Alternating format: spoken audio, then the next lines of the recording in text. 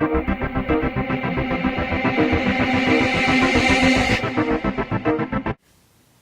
there, Vixors, Vix here, and how's life? So, today in this fine video, I'm going to be ranking the 10 Marvel movies, and when I say Marvel, I mean like MCU, like owned by like Marvel, not like the X-Men movies, not Spider-Man movies, none of that, but just the Marvel movies, the ones made by Marvel. And I'm going to be ranking the 10 of them in order. By the way, before I say them, I'd just like to warn some of you, my opinions are very different from what other people think. And you guys are going to hear some of those opinions in this video. And I mean like pretty different, like from the cliche things that you hear about Marvel movies, like how they're ranked by people. But yeah. So basically, let's just say what I mean, let's okay, let's start this off. Number 10, I'm sure you all know it, Iron Man 2. First off, none of these movies are bad. Like, none of them are. But Iron Man 2 is not bad, but not really good, in my opinion. Like, I don't really think it was terrible, like many people are saying it is. But it wasn't that great, either. I think that there was a little bit of wasted potential here for some stuff. But yeah, it's not really a bad movie though. Like I'm never gonna say that. Yeah. 9. The Incredible Hulk. I think this movie's underrated. Like most people say, no, The Avengers, oh, Iron Man, oh. But I kind of liked The Incredible Hulk. I thought it was a good movie. It's underrated. Then again, I can like here's the thing. I think that it should be talked about a little bit more, but like no one seems to be talking about The Incredible Hulk. But people are like, oh yeah, Iron Man, such an awesome movie, but they say nothing about The Incredible Hulk. And I don't really like that. I like this movie. Don't get me wrong. Like it's at number 9 for a reason. Like I didn't think it was like, oh, the best movie. But, you know. Number 8. Thor: The Dark World. Now, you may be shocked why I like this less. Let me tell you why. Probably, here's the thing. Thor: The Dark World isn't that, well, I don't know how to put some words. Basically, I don't really like Thor: The Dark World nearly as much as I like Thor. I just think that Thor: The Dark World was kind of, yeah. I mean, don't get me wrong, it's not bad. Like I said, none of these movies are bad, but I mean, it was good, but it's just that I didn't like it as much as the other movies. The one thing that the movie had going for it was Loki, and Thor,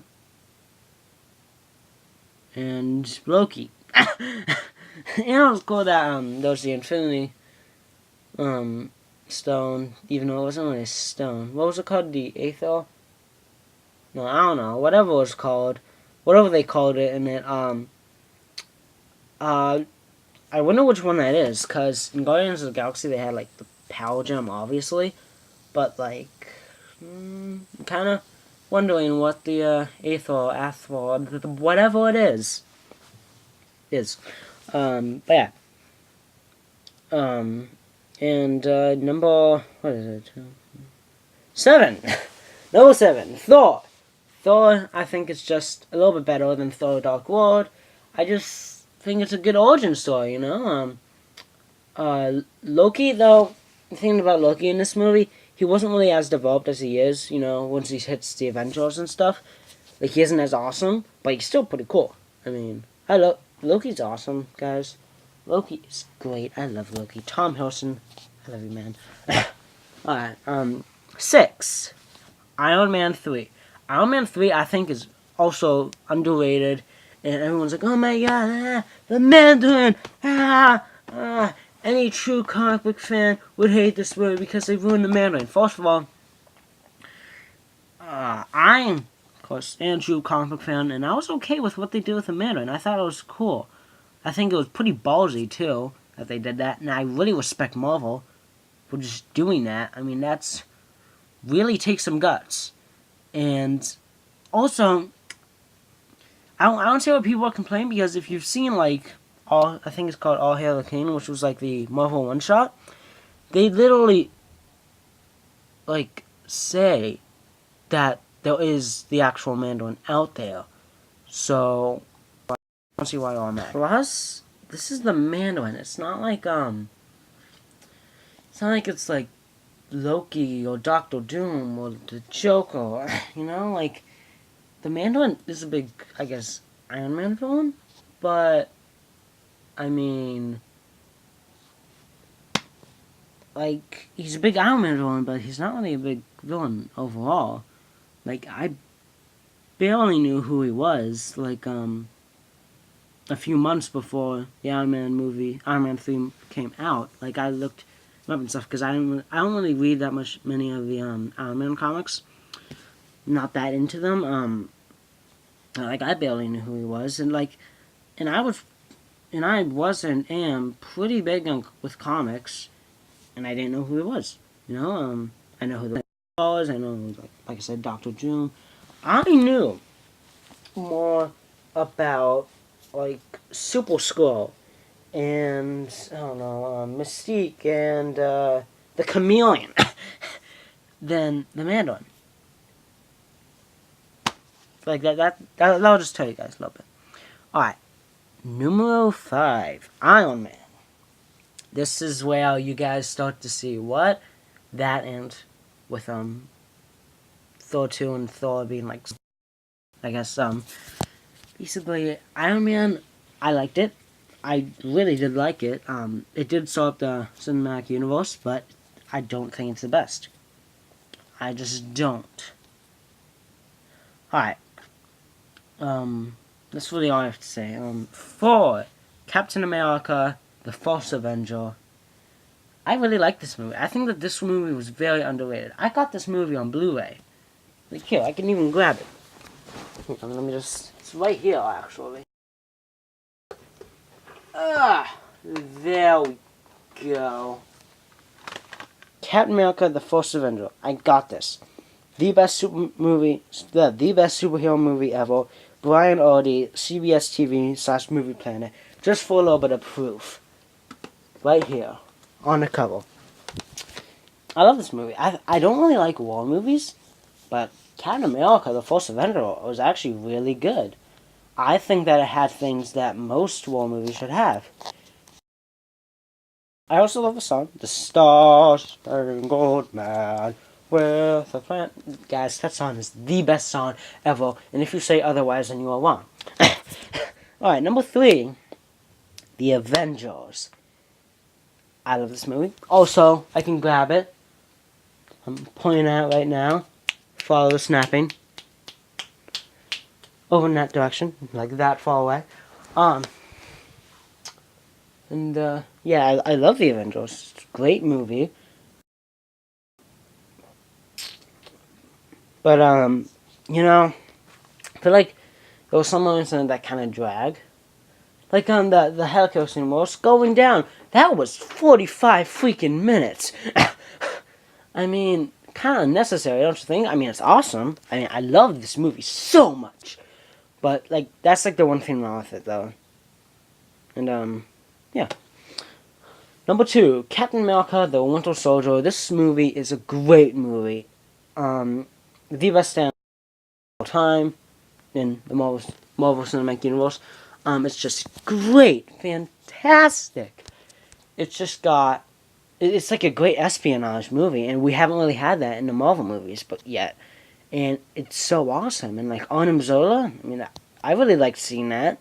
Like, as a nice surprise, because many people are thinking, like, oh, yeah, this is a lot like MODOK. Like, just, like, there have been theories that he will be like MODOK. I think it'll be Arnim Zola like in the comics, but I really do like it though, Arnim Zola. Yeah, but I do think though Alexander Lopez was, yeah. I mean, yeah. All right, number one, you guys all know this. I am hooked on a feeling because Guardians of the Galaxy is awesome. It is. I do have problems with it though. For instance, Lee Pace as Villain the Accuser. I don't really think that Lee Pace is the problem. I mean, he's a good actor, but I feel like the thing with Marvel these days is just the villains aren't that great. Like for instance, Villain the Accuser, Guardians of the Galaxy. I guess Alexander Pierce and Captain America, the Winter Soldier. You know, let's see what else.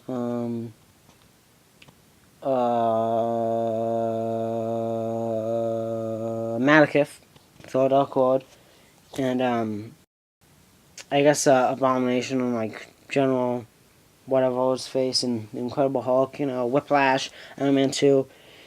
Like Marvel hasn't really had great luck with the villains. I mean, like they just made a lot of them kind of bland. I mean,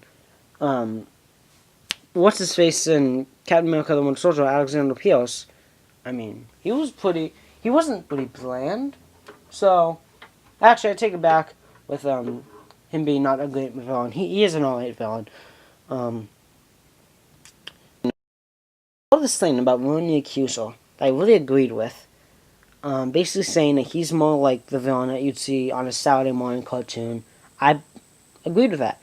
Because he was like, we don't know, like, in the movie they never explained, oh, why does he hate Xandarians and the Nova Corps so much?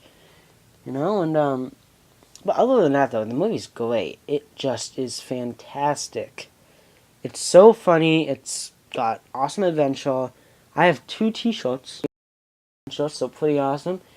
And it's just a great movie. Like, just for a little bit of insight, I have Guardians of the Galaxy, Captain America, the Winter Soldier, the Avengers, Captain America, the First Avenger, and Iron Man on DVD because I love those movies so much. I even have Thor, too. I mean, for some reason I didn't get Iron Man 3, Incredible Hulk, and Iron Man 2. I just didn't really get around to it. But I have them on DVD, which is stuff. But, yeah, these movies, though, they were fantastic, though. And honestly, guys, I cannot wait until Avengers Age of Ultron. I think that's probably going to be my favorite. Or, the one that I'm super excited for, and, like, we don't really have, like, know a lot about, Ant-Man. Oh, my God. I am pumped for Ant-Man. I just cannot wait to see Ant-Man. I love Ant-Man in the comics, and I love how they're just going with Scott Lang. I love Scott Lang Ant-Man, I think, is better than Hank Pym. Well, I think that you should have Hank Pym Ant-Man. But, like, I like what they're doing in this movie, making him kind of old. And I do think that with, the story arcs with Hank Pym are more interesting. You know, with him going, like, delusional and, like, super wife-beating mode. That was actually really bad. But I just like Scott Lang the best. But, yeah, I think this wraps up this video. Thank you so much for watching. I'm Galen Vix, and I'll see you guys there. Goodbye.